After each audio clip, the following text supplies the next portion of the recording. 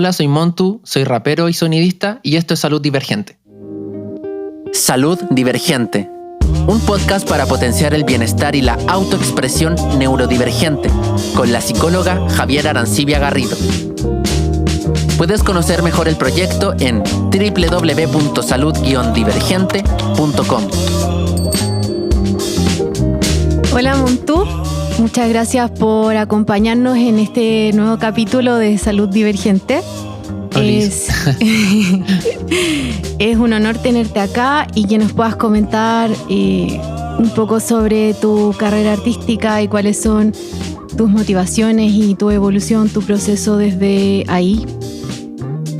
Ya te presentaste un poquito al inicio, pero si nos pudieras como reforzar qué fue lo que te motivó a tomar este camino artístico y cómo dirías que nace Montu como artista. Oh, bacán. Agradecido por la instancia, también un honor para mí estar aquí. Hoy el viaje empezó, yo creo que desde la necesidad de expresar.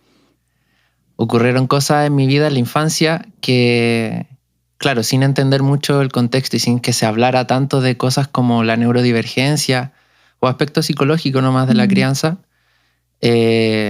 los sufrí y había como un marco de entendimiento ante eso, entonces nada, el colegio, la familia no le tomaba importancia a ciertas cosas y terminé yéndome muy para adentro. Era como una forma de protección y también de no confiar en el resto y no confiarle en mi mundo interno. Esto igual era muy chiquitito, así como a los 8 o 7 años. Ya. Y no sé, cosas tan como que se podían sentir en la práctica, era como que ya dejé de preguntarle cosas a los profesores porque antes participaba mucho y ahí yo empecé a bajar esa participación.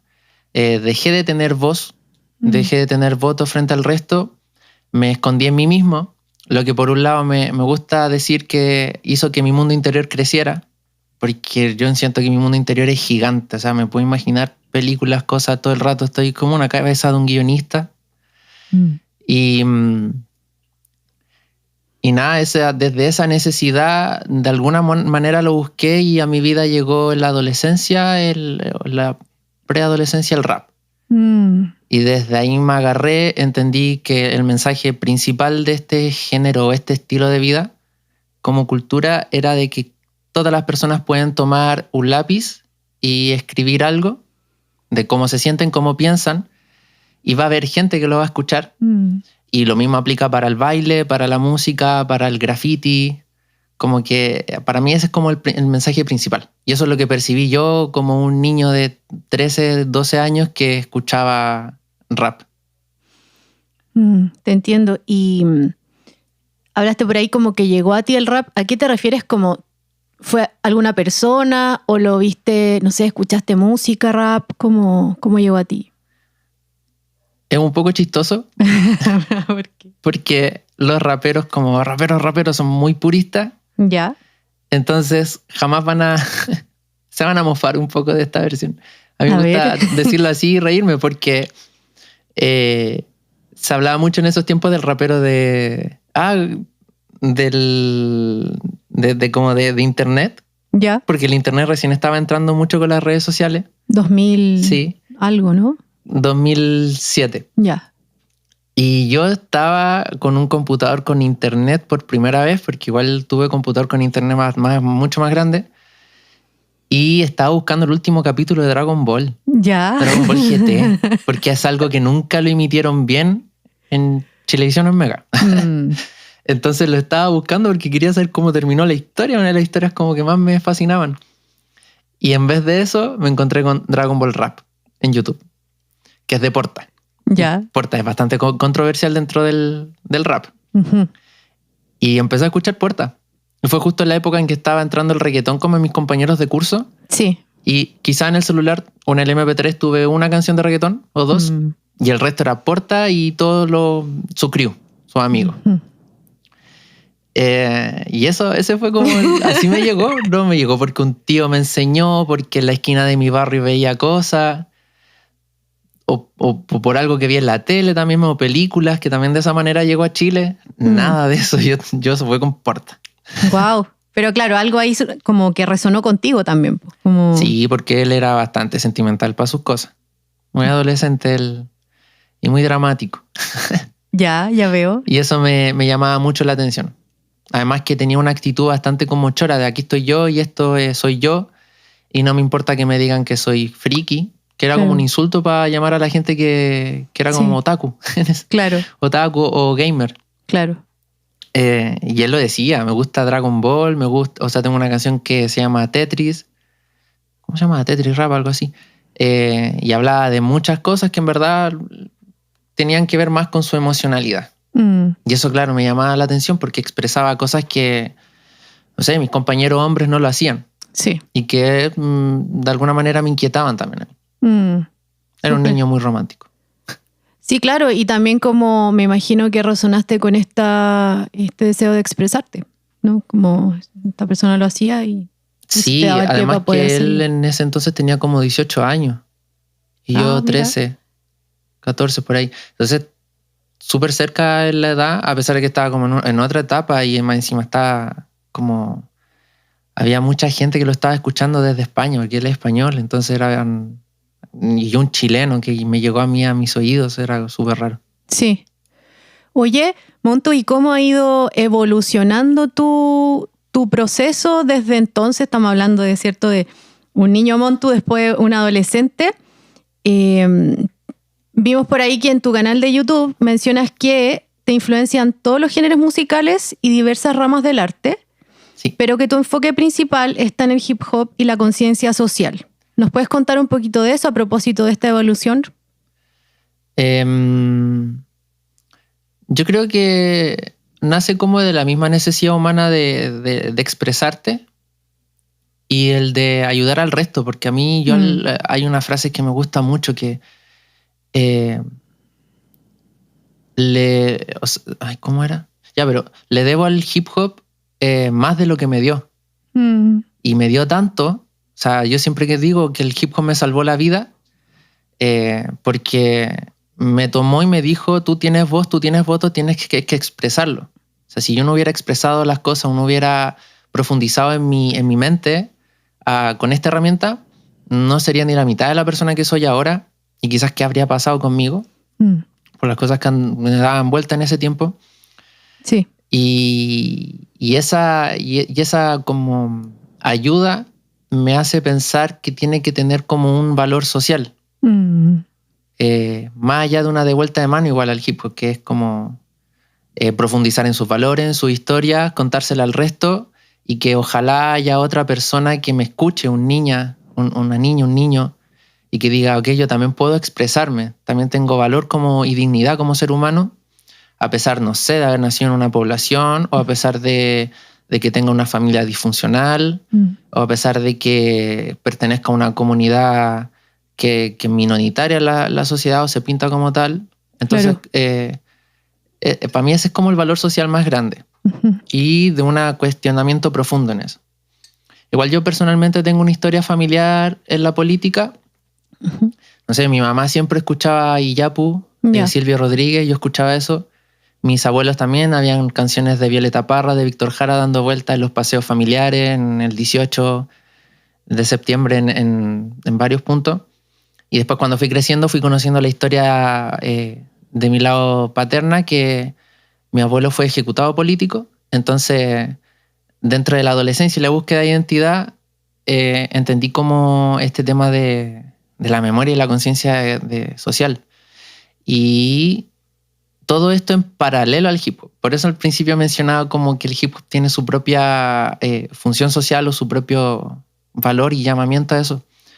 Porque en algún momento me dije, y siendo chico todavía, pero ya totalmente metido en el rap, o sea, el celular lleno de canciones así, onda yo buscaba instrumentales en internet o grafitis, los veía, también intenté dibujar. Dije, yo quiero escuchar a gente de Chile que haga estas cosas. Y la primera canción que escuché fue una versión de MC Piri, que en ese tiempo pertenecía a Movimiento Original, y era un cover de Manifiesto, de Víctor Jara.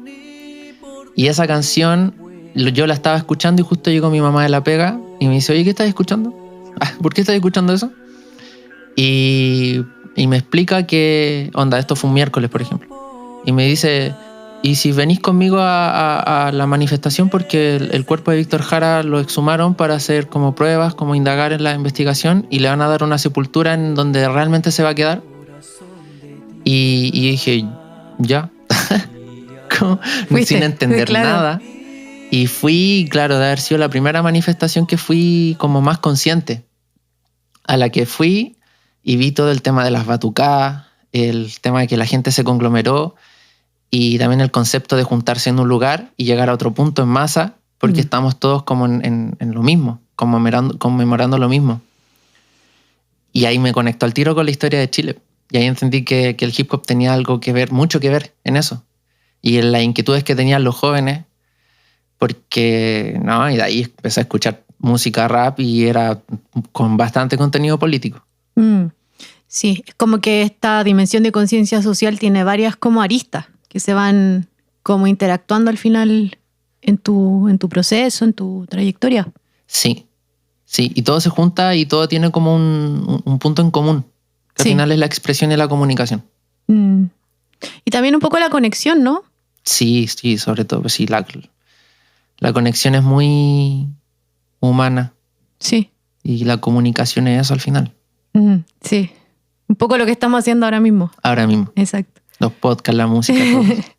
Oye, ¿y cuáles dirías que han sido como tus pequeños, grandes logros a lo largo como de tu trayectoria artística?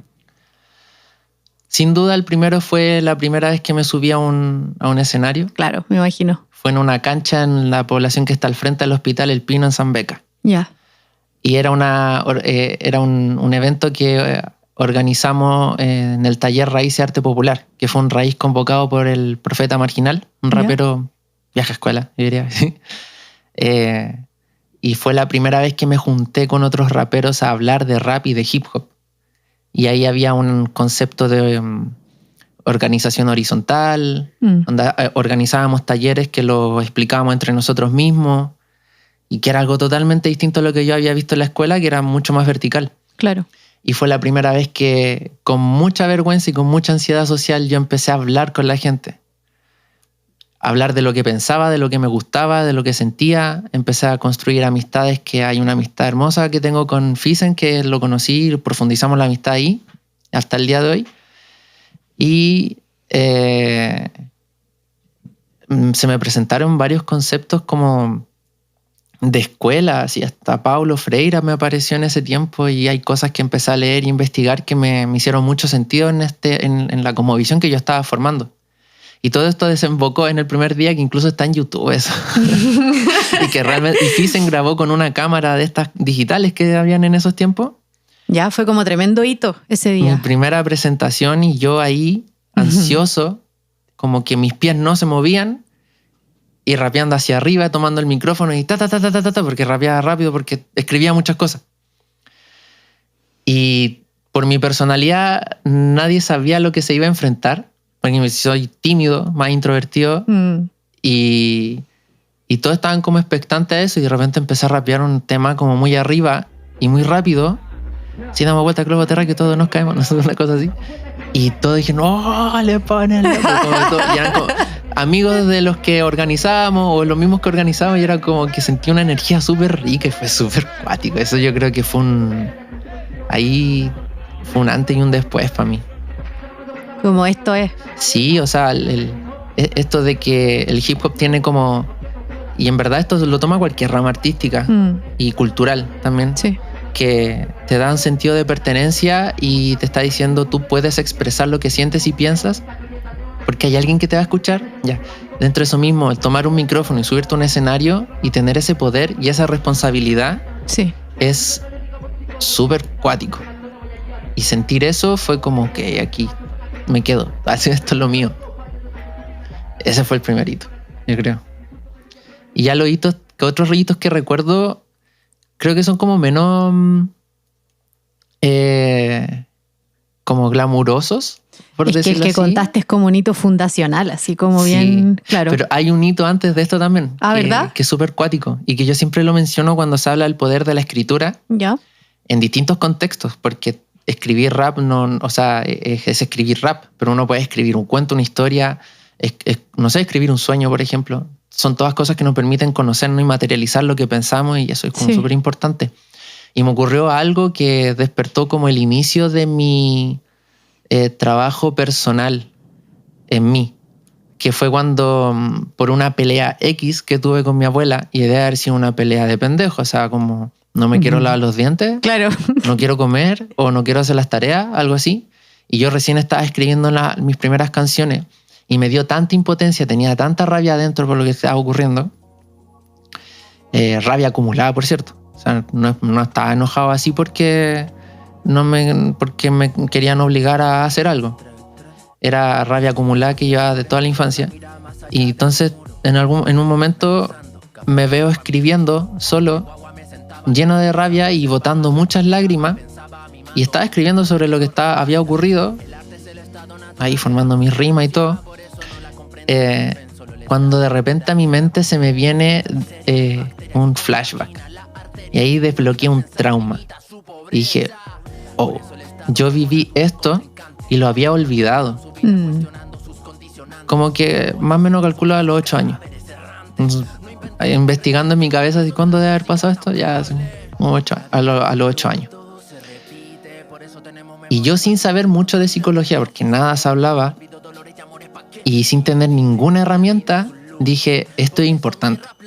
Y al parecer, esto que ocurrió me despierta este sentimiento como de rabia hacia ciertas personas, hasta a ciertas situaciones, y eso influyó en mi personalidad.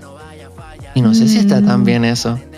Lo pensé en ese momento. Claro. Como que dije, tengo que indagar más en esto. Así que si quizás que otras cosas, eso pensé, me acuerdo, quizás que otras cosas mi mente ha ocultado y ha bloqueado y yo no tengo ni idea, pero en la actualidad me están influyendo. Entonces desde ahí empezó un camino súper cuático y descubrí como el poder que tiene la escritura, y ese ha sido mi enfoque en general. O sea, claramente hay un concepto como social súper marcado, pero la parte emocional e interior también. ¿Sabías que expresarnos es fundamental para nuestra salud mental? Comunicar lo que pensamos, sentimos y vivimos no solo nos ayuda a liberar tensiones, sino que es esencial para procesar nuestras experiencias y cuidar de nuestro bienestar emocional. Y es que la expresión nos da la oportunidad de comunicarnos sin tener que encajar en moldes o expectativas sociales que a veces pueden resultar abrumadoras. Además, nos permite validar nuestra experiencia interna, reduciendo la frustración de no ser escuchadas o interpretados erróneamente. Asimismo, permite que nos autorregulemos emocionalmente, dándonos el espacio para procesar y gestionar mejor las sobrecargas sensoriales y emocionales. A través de formas alternativas de expresión como el arte, la música o el movimiento, podemos compartir lo que sentimos de manera más auténtica y conectada con nuestra esencia. Por eso, cuando nos rodeamos de espacios que fomentan y respetan nuestra manera de expresarnos, podemos encontrar la paz mental y el equilibrio emocional que necesitamos para estar bien. Sigamos escuchando. Te cacho. Y ha sido tan definitorio, y me da un poco gracioso, que cada vez que llego como a la consulta con un psicólogo o psicóloga nueva, que he tenido, no sé, creo que como 4 o 5 a lo largo de mi vida, siempre llego listo. Como quien diría, con la tarea hecha. Sí, la tarea hecha. Llego a la primera sesión o segunda y digo, yo descubrí esto de esta manera porque me pasó esto. Claro. Y ya es como una base. De ahí empezamos en adelante. Sí. ¿Y cómo dirías que es tu proceso creativo actualmente? ¿Conservas algunas de esas como prácticas? ¿Cómo lo haces hoy en día cuando quieres escribir una canción o etcétera? O escribir otras cosas, qué sé yo, hacer algo creativo. ¿Tenís rituales? Yo creo que varias siguen. Por ejemplo, descubrí en algún momento que tenía que escribir en cada línea del cuaderno un verso. Ya. Y en la siguiente otro verso. Y así podía calcular la rima. Ya. Igual yo soy muy estructurado. Entonces era como, ya, en esta parte tiene que venir una rima y abajo la misma. Ya. Y así visualmente a mí me permitía como entenderlo rápidamente para poder interpretarlo. Uh-huh. Y para centrarme en la interpretación y no en leer lo que estoy leyendo, así como que estoy leyendo aquí. Que se me haga familiar. Entonces yo creo que eso ha permanecido, a pesar de que me haya pasado quizá al digital o al celu o a libretitas más chicas, formatos distintos, como que igual eso permanece mucho. Pero sí ha cambiado mucho el hecho de entender que la inspiración a veces viene estando en el metro, o porque vi una noticia, o porque vengo escuchando música en la calle, entonces no, ahí me detengo, tengo un grupo en WhatsApp conmigo mismo y me mando ahí ahora una se idea. Puede, claro. Sí, ahora se puede. Antes las notas.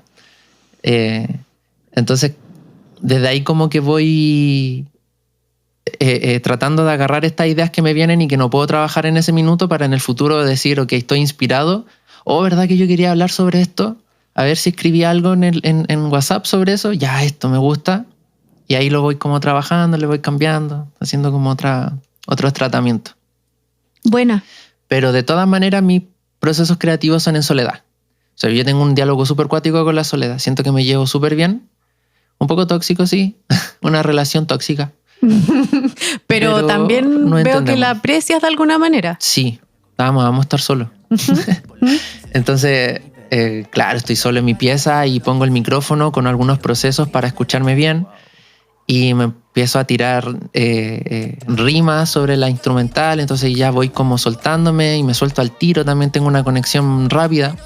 Últimamente he tratado de salir de ahí. He cuestionado un poco esa zona de confort. Ya. Y me ha costado tanto. Las últimas canciones que he estado trabajando, he ido a la casa, al estudio del productor, y mientras él hace la instrumental yo me pongo a escribir. Ya. Y estando con más personas. Y he sentido como me bloqueo más y ha sido un desafío. Pero un desafío que dije, ya, tengo que tomarlo ahora. ¿Y te has como intentado salir de ahí en el sentido de poder quizás colaborar con otras personas en el proceso creativo? ¿O es por otros motivos?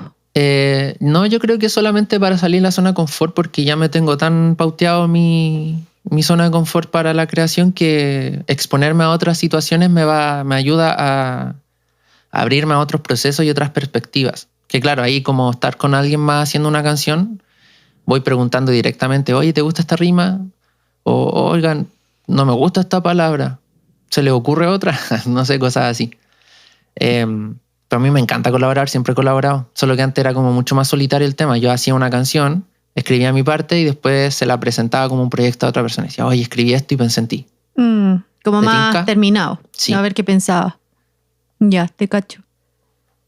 Y veo entonces que para ti llegar, como sentirte en una zona de confort es algo que a veces te motiva como a intentar nuevas cosas. ¿Te has pillado como en otros ejemplos así como, ahora voy a intentar esto? Sí. Sí, es que al final la zona de confort me ha permitido a moverme más rápido porque me gusta la estructura. Claro. Bastante toque en ese sentido. Y el hecho de tener como todo más claro y todo como ya calculado me permite enfocarme en otras cosas y que todo fluya más rápido. Pero igual llega un momento, y después de mucho tiempo de cuestionarlo, porque también me doy mucho tiempo de cuestionar estas cosas. Onda, ok, el celular ya no lo voy a dejar en el mismo lugar que siempre lo dejo, pero desde esa idea pueden pasar meses hasta que lo haga. Y en este caso pasó eso. Y yo siento que ya me aburrí. O sea, hace poquito saqué un disco y lo trabajé de la misma manera que lo he trabajado siempre. Y siento que simplemente ya me aburrí y mi cuerpo me está pidiendo otra forma. Sí. ¿Y qué te tiene como motivado ahora a experimentar, o en qué proyecto estás así como entusiasmado?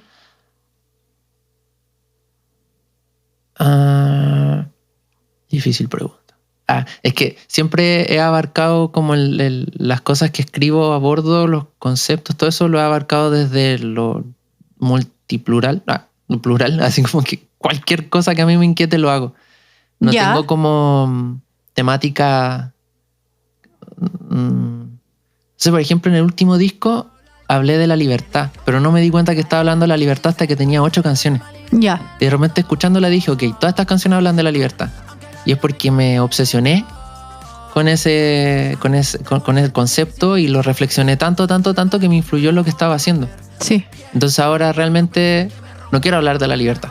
Claro. Ya dije todo de la libertad. No tengo nada más que aportar al mundo sobre mi concepto de la libertad. Quizá más a futuro, pero ahora no. Entonces voy viendo otras temáticas, otros ritmos. También me gusta el reggaetón, el urbano. Entonces siempre he estado como experimentando ahí, dándole mi mensaje y mi forma de hacerlo.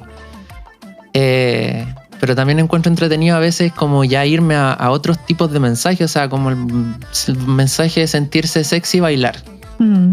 Que puede ser un mensaje más banal y todo, que yo encuentro igual de válido, igual de potente, igual poderoso, y no lo he abordado tanto en otras canciones, entonces me permito hacerlo ahora.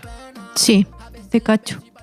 Oye, y bueno, por ahí lo has como esbozado en diferentes cosas que has dicho, pero ¿dónde dirías tú que o te pillas a ti como pensando en tu neurodivergencia cuando trabajáis o como en tu proceso como de desarrollo como artista? Como, sí, aquí me cacho que se ve o se observa mi neurodivergencia. ¿Te pasa eso? Sí, o sea, el hecho de estructurarme tanto yo creo que ya habla de algo. O de que necesito mi espacio, mi silencio, mi comodidad, mi zona de confort para hacer las cosas. Igual lo he abordado en mi temática en este descubrimiento. O sea, acá psicóloga aquí ahora llevo harto tiempo más, con 3 años en terapia. No, es una terapia abierta, no una terapia como para trabajar algo en específico. Indudablemente influido en cómo hago las temáticas y también desde dónde me posiciono. O sea, empecé a sensibilizar más con los temas de neurodivergencia, entonces empecé a hablar más de eso en las canciones. ¿Hace cuánto tiempo, perdón, estáis como más sensibilizado con estas temáticas? ¿O te halláis más como desde ese lugar, ¿no? Como ese término. En el 2014 fue la primera vez que me hablaron del término Asperger. Ya. Y que era posible que yo estuviera dentro de ese espectro. Claro. Y bueno, por un lado mi familia paterna me bombardeó de esa información y yo no entendía por qué era tan bueno. Es que a ellos les fascinaba tener un Asperger, claro, en la familia. Porque mira, Bielsa es esto, o esta cantante no sé dónde chucha, Einstein también. Claro, como y como yo a mí que chucha. Sí, como la imagen de, ¿no? Sí, pero sí me inquietó de alguna manera, porque evidentemente a mí cualquier herramienta o cualquier término que me sirva para conocerme, me sirve. ¿Sabías que? Hoy el autismo se entiende como un espectro. Esto refleja las diversas formas en que esta condición se puede manifestar. Asimismo, su clasificación diagnóstica más actual se centra en el nivel de apoyo que cada persona necesita, dejando atrás términos como el autismo clásico, el síndrome de Asperger o el trastorno generalizado del desarrollo no especificado. En los últimos años, y producto de una visión anticapacitista, también se cuestiona el concepto de autismo de alto funcionamiento, como una forma mejor de la condición, ya que al compararlo con otras presentaciones que requieren más apoyo, se refuerza la idea de que solo la funcionalidad o la productividad determinan las necesidades de apoyo, ignorando otros factores importantes como el malestar psíquico y el sufrimiento interno que muchas personas autistas experimentan. Por eso, hoy se está replanteando esa perspectiva, reconociendo que todas las personas autistas tienen necesidades únicas. Sigamos escuchando. Y desde ahí como que empecé a pensar y dije, ok, ¿por qué yo no conozco tanto de estas personas y por qué a mí me dicen que puedo estar dentro de este grupo? Entonces desde ahí investigo y desde ahí me sensibilizo. Ya que después con el tiempo aún no recibo el diagnóstico así como oficial. Estos son como teorías, hipótesis, sí, que me han ayudado mucho a conocerme y a entender como ciertos comportamientos y a no castigarme tanto. No, y también hay que como relativizar la importancia, ¿no? Como del diagnóstico médico propiamente tal. Y claro. Sí, es un proceso a veces para muchas personas. Sí, un proceso que puede ser largo. O sea, dentro de este mismo, porque yo funciono así, o sea, lento. O sea, yo necesito tiempo para cambiar cosas dentro de mi estructura mental. Las cuestiones, le doy la reflexión y todo, pero necesito tiempo. Y en eso mismo ha estado ese proceso y no sé, cada cosa que hablo con mi psico o veo en internet o todo me da como... me sirve más para analizarlo dentro de mi vida y también para aportar al resto. O sea, no sé, descubrir cosas como que a veces yo escuchaba música y me aburría de escuchar música. Yo chato de escuchar música, tengo los oídos cansados, tengo sueño, no me duele la cabeza. ¿Por qué estoy escuchando música si no lo estoy disfrutando? Y estoy escuchando las mismas canciones que escuchaba en el 2008. ¿Por qué está pasando esto? Y claro, con el tiempo descubrí que yo estaba escuchando música para, en verdad, para no escuchar el metro, para no escuchar la calle, no escuchar a la gente. No estaba escuchando música porque quería escuchar música. Para protegerte de la sobrecarga sensorial ahí de... Sí. Y no sé por qué esto tiene que ver con la pregunta.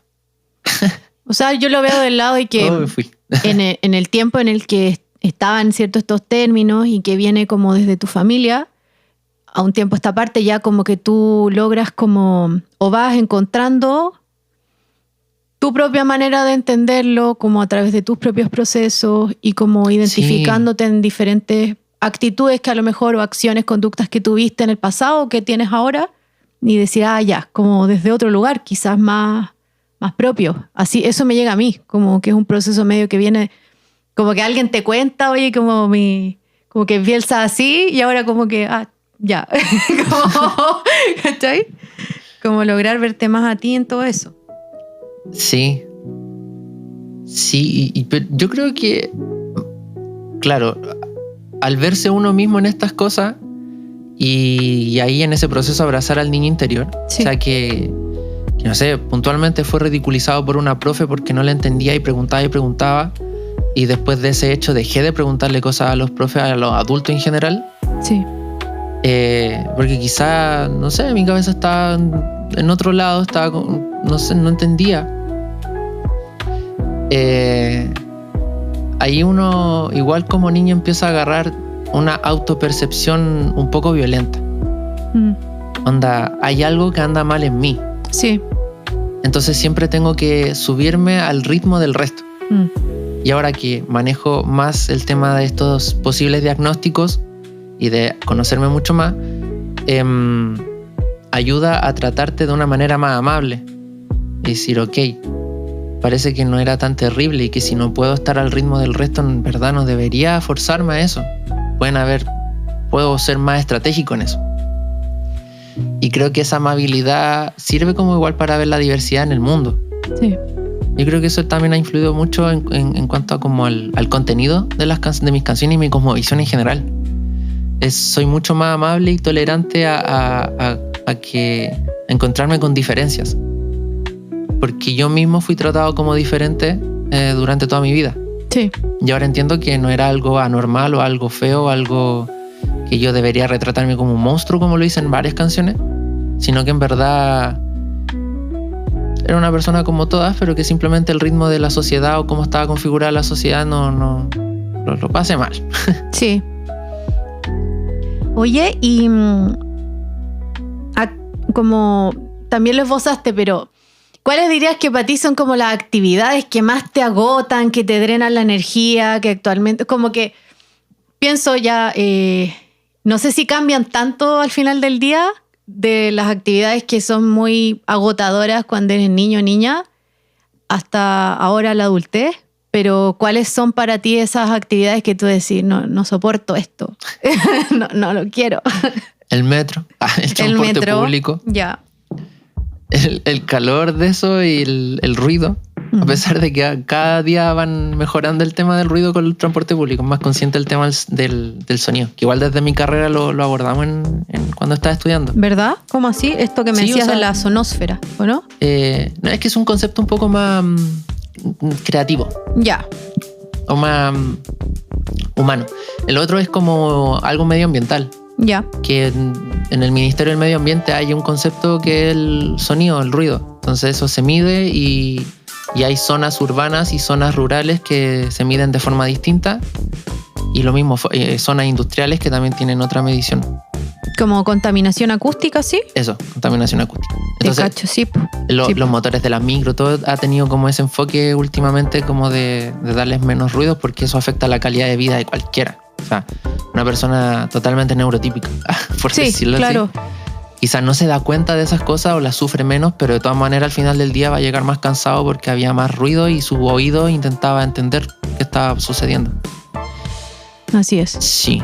¿Y qué estrategias te has pillado? Como un poco lo que decías de la música, ¿no? ¿Te has pillado que desplegaste para abordar estas situaciones? ¿O ahora lo haces quizás más conscientemente?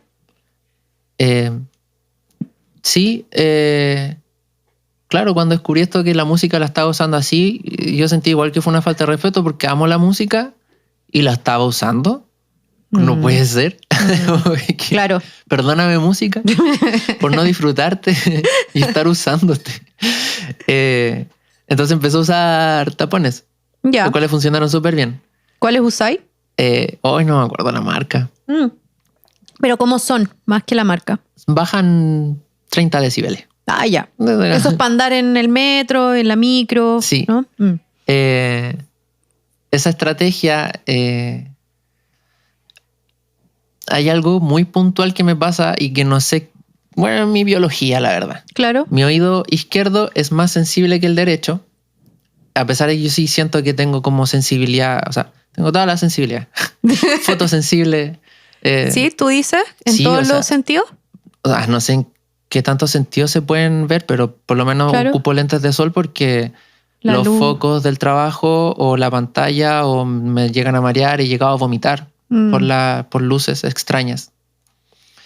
Y en cuanto al sonido, en algún momento me preocupé porque estaba ocupando mucho el audífono en el oído derecho. Entonces me pasaba que el izquierdo estaba más sensible y decía, ¿pero por qué pasa esto? Parece que me estoy quedando ciego. Ciego. Tenía sinestesia. Ciego del oído.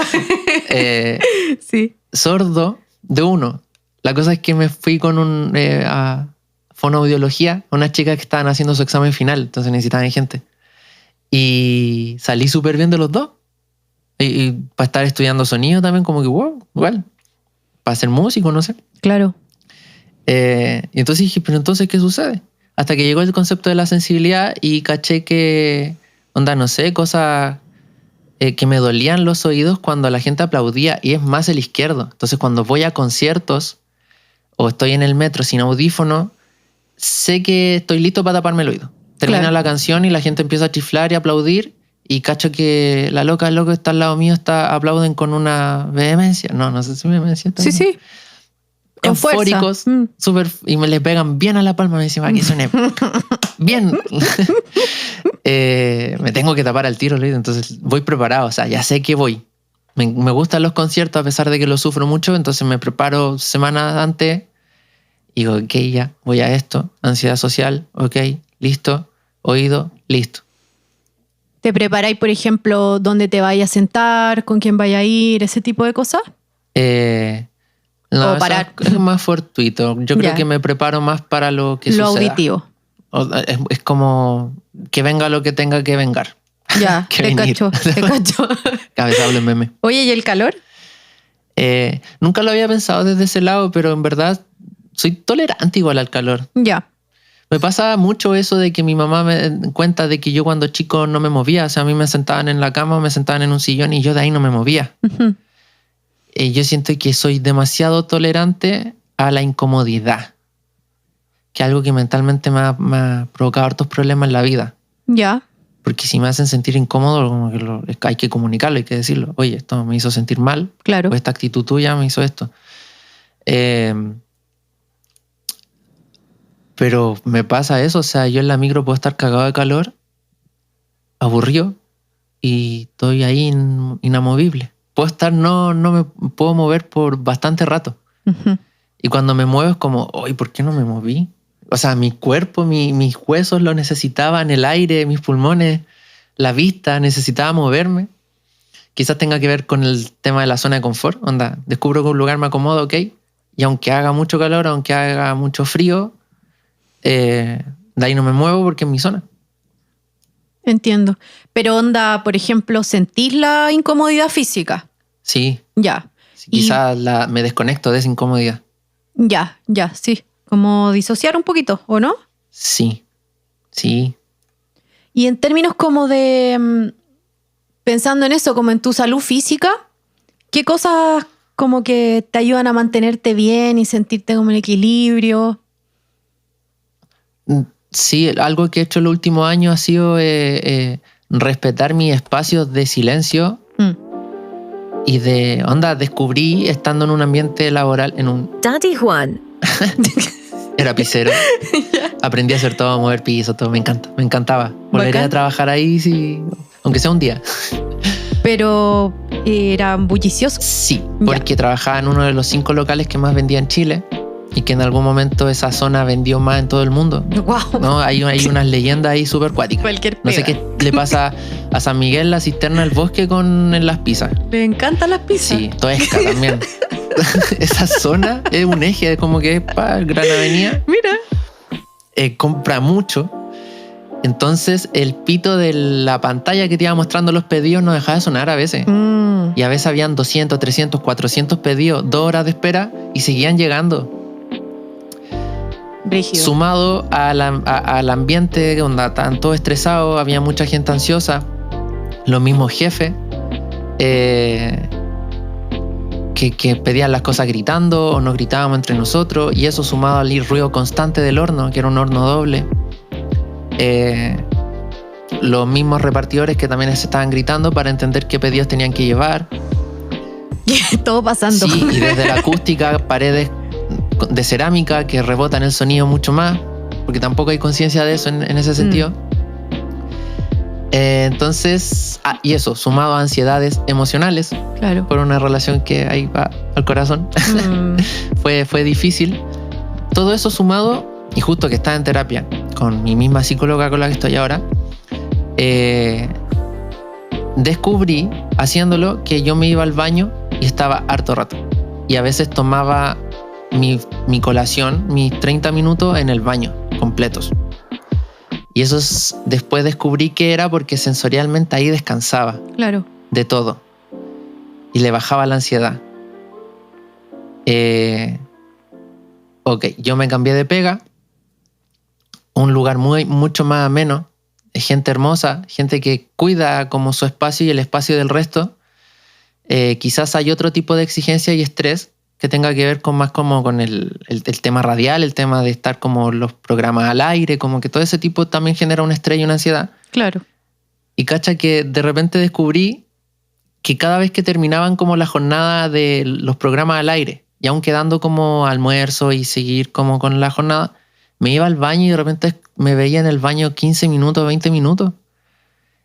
Y ya ahí fue, ya agarré esta costumbre, por eso decirlo así, no sé si un mal o buen hábito. Mi jefe como la descompresión igual, po. Claro. Pero sí, yo me voy al baño porque necesito descansar de la gente.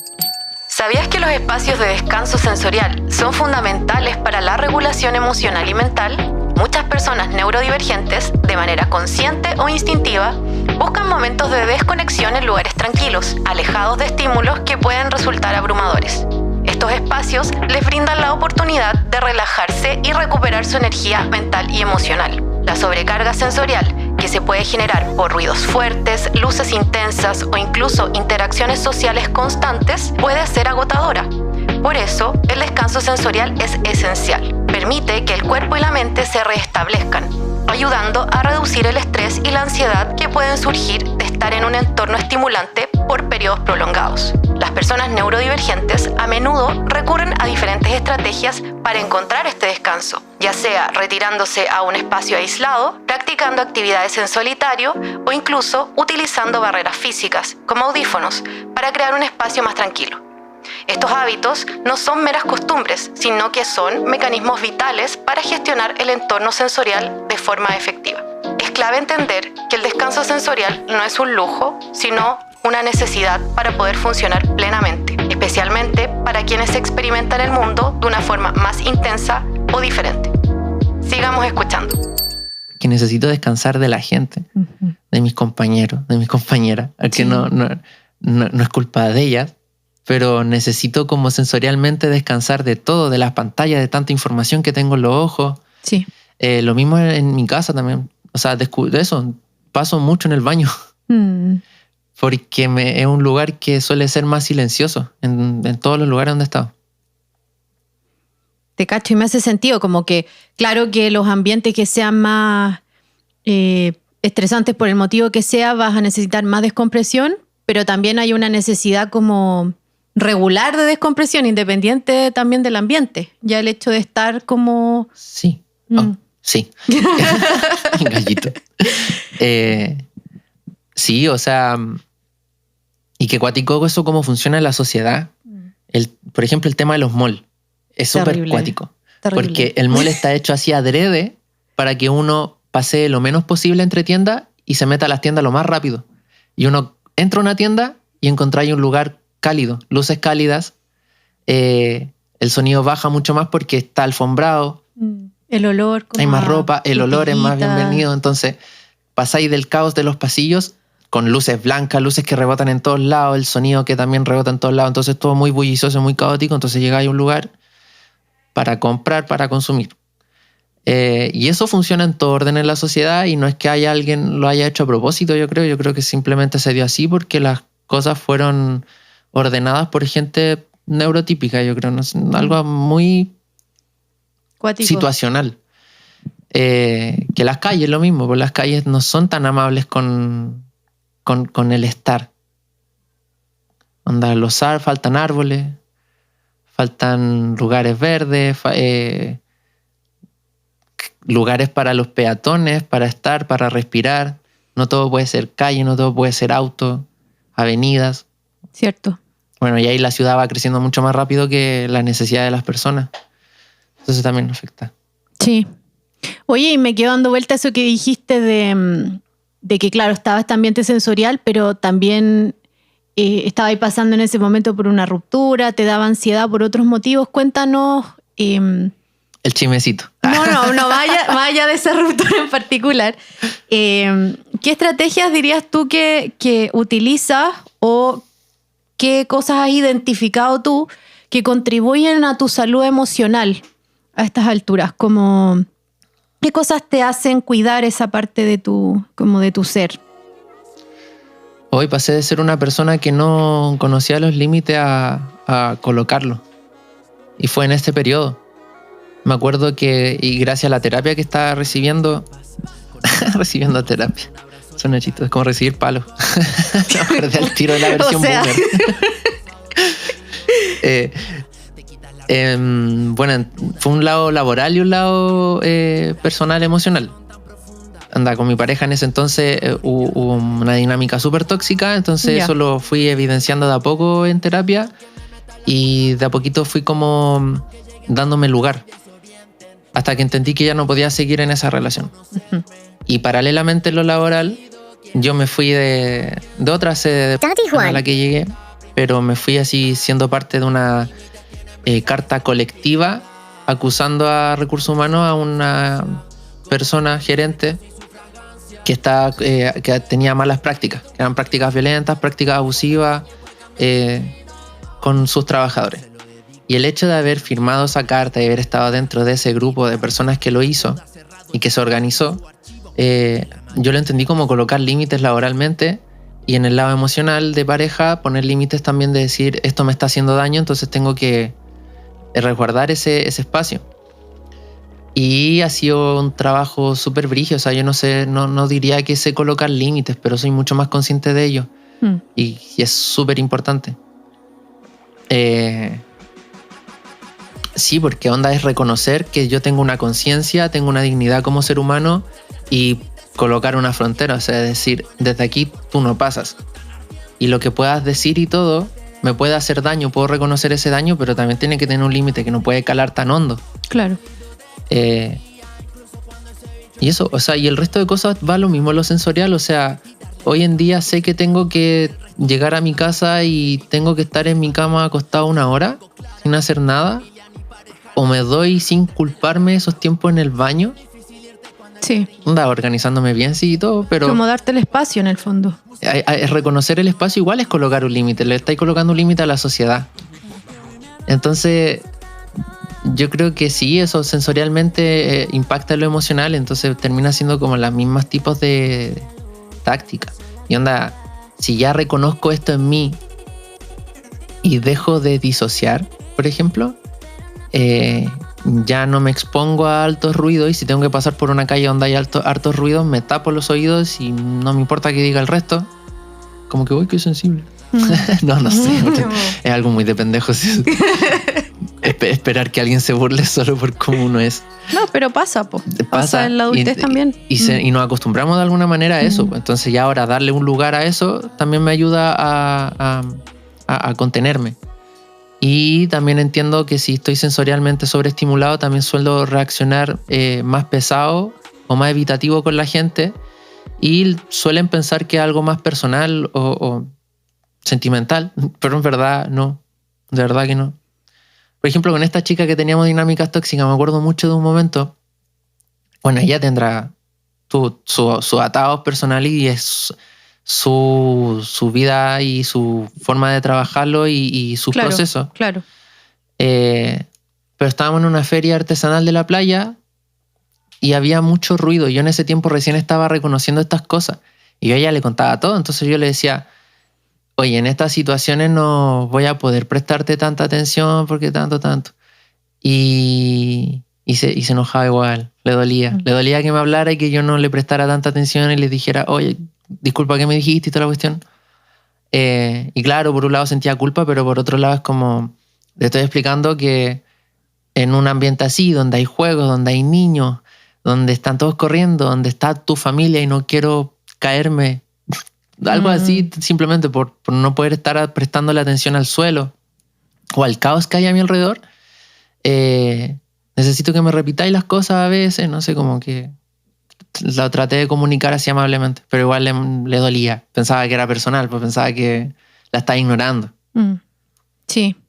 Y me parece muy importante tu reflexión como respecto a que los límites no solo tienen que ver con alejarte de lo que te daña o poner término, que sí, que tiene mucho que ver, pero también con el ocupar espacio y como darte el permiso como de existir desde tus necesidades, ¿no?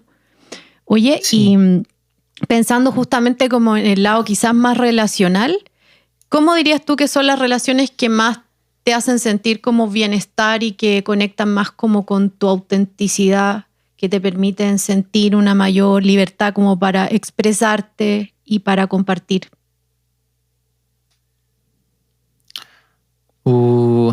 Profunda pregunta. Porque también he descubierto hace poco que necesito tener mucha confianza para poder explayarme y ser verdaderamente yo. Porque si no, prefiero el silencio. Y yo creo que los ambientes hostiles me hacen disociar y cerrarme a mostrarme. Y yo creo que el que me escuchen, el que me den mi lugar. Porque por una parte está la necesidad de expresión y que alguien me escuche, o sea, que yo me exprese, pero también uno necesita del receptor. O sea, el emisor no existe el receptor y sin el receptor no existe el emisor. Claro. Entonces, claro, a veces como que voy a un ritmo más lento y a veces me cuesta explicar las cosas y la gente, yo cacho que pierden la atención y no me prestan tanta atención ni de eso. Entonces es como, ¿por qué hablo? ¿Por qué digo? Algo que me pasaba mucho con mi mamá cuando chico, porque claro, ella tendrá como su ritmo, onda, está cansada. Sí, cansada claro. de existir, no sé. Como de trabajar, de maternar, no sé, un millón de cosas, y yo tratando de hablar weas profundas a las 11 de la noche. Pero sí es algo que notaba en general. Y con esto no me quiero como victimizar, a mí no me escuchan. Uno igual tiene que ser estratégico y buscar las formas. Y eso lo veo muy, muy desde el arte. Como que el arte tiene que saber engancharte para poder decir algo. O sea, si yo vomito todo el rato lo mismo y en el mismo flow, por decirlo así, se van a aburrir y van a cambiar la canción. Claro. Tengo que embellecer la canción, tengo que embellecer el flow, las terminaciones, las sílabas, la entonación. ¿Cómo digo esto? ¿Cómo hago para que se entienda? Y todo el rato. Había pensado en otra cosa y se me olvidó. Bueno, sí. Pero en definitiva, como la necesidad de ser escuchado es como bien básica, es como un reconocimiento de tu ser de alguna forma, po. Como tiene sentido, o sea, más allá de que se pueda adornar el mensaje, también es cierto que es como algo que todas las personas necesitamos. Sí, y algo que igual como sociedad peca harto, porque igual hablar de esto me recuerda al tiro a los grupos, no sé, como LGBT, las comunidades, y las comunidades neurodivergentes, comunidades en general, o no sé, el hip hop en los barrios bajos de New York. Todo, o sea, darte tu lugar y expresarte y decir aquí estoy, existo, viene de esa necesidad de que alguien te escuche y te valide. Sí. Porque como sociedad nos configuramos de esa manera, o sea, como seres humanos, la cultura nos sirvió evolutivamente para eso. Entonces, claro, desde ahí la comunicación en mi vida ha sido muy importante porque a mí me cuesta comunicarme con el resto. Entonces aprendí a hacerlo y ahora estoy aprendiendo a hacerlo a mi modo y tratar de ser estratégico en ese sentido. Pero claro que es importante el cómo me percibe la otra persona.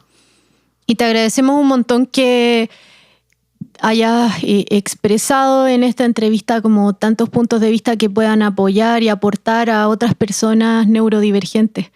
Y en ese sentido, para ir cerrando esta entrevista, ¿podrías quizás darnos algún mensaje que te gustaría compartir con quienes nos escuchan y que también podrían estar buscando sus formas de expresar su creatividad o de cuidar su bienestar, especialmente si son neurodivergentes? Oh, es súper cuático esa pregunta. Ese pie.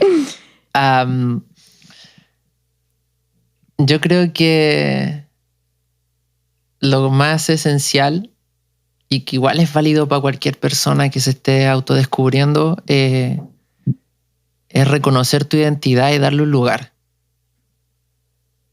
Es importante darle forma, materializarla de alguna manera. Puede ser la pintura o cualquier rama del arte, baile, teatro, lo que sirva para darle voz a tu humanidad. Porque si no lo haces, vas a dejar que el resto te mueva y te dé como existencia, cuando debería venir de una individualidad primero para ver cómo yo me reconozco frente al resto y cómo el resto me reconoce. Es algo que me pasó a mí en general en mi vida. O sea, yo siento que hasta los 20 años no viví como tal, la vida me vivió y eso me hizo perderme un montón de experiencias y un montón de cosas porque, claro, no tenía las herramientas sociales que me permitían reconocerme a mí mismo para que el resto me reconociera. Y tiene que ver mucho con la educación y cómo estaba configurada la sociedad en ese momento o incluso hoy. Y por eso siento que es tan importante que las personas se encuentren a sí mismas y se den ese valor que todos tenemos por existir. Entonces, no sé, ahí va como mi consejo, no sé, desde mi experiencia de vida, que es demasiado importante darle lugar a la identidad y pelear ese lugar en la sociedad. Como desde cualquier punto de vista político, social, psicológico, lo que sea, nadie más lo va a hacer. Uno tiene que hacerlo. Así están las cosas. Y en verdad encuentro que están súper bien, porque hay una variedad enorme, una diversidad humana tan grande como la misma naturaleza, el mismo universo, que ahí se me fue la idea. Que vale la pena entonces como claro, buscar esta expresión de la identidad como... Sí, y de esa manera como en el autodescubrimiento, que también es algo tan importante en el hip hop, desde mi lugar, el autoconocimiento, el conocimiento, que yo creo que el conocimiento es un camino, si no el único, hacia la libertad. Por lo menos a lo más cercano a la libertad. Siento que las personas, la libertad es uno de los conceptos como más importantes que debieran estar en el ser, en el existir. Entonces, desde ahí pensar, ¿qué necesito para ser libre? O lo más cercano a ser libre. Súper. Montu, muchas gracias por esta entrevista. Cuéntanos dónde te puede encontrar la gente en redes sociales, cómo puedes seguir tu trabajo. Gracias a ti. Bueno, me pueden seguir por, si gustan escuchar las canciones, en Spotify como Montu, con todo mayúscula. Ahí saqué un proyecto hace poquito que habla sobre la libertad, como lo hablamos. Y también en Instagram como Montucantu con K. Esas son las coordenadas, yo creo, en general. Evidentemente hay YouTube. Sí, pues hay unos videoclips re lindos que pueden ver. Y lo mismo, buscarlo como Montu o en Instagram, donde está todo ahí. TikTok no ocupo, me cuesta demasiado. Facebook es para memes. Así que sí, solo eso. Súper, muchas gracias. Y para quienes quieran conocer más del proyecto de Salud Divergente, pueden encontrarnos en Instagram y en TikTok como salud.divergente, en YouTube como Salud Divergente y en nuestra página web www.salud-divergente.com. Hasta otra oportunidad. Que estés muy bien.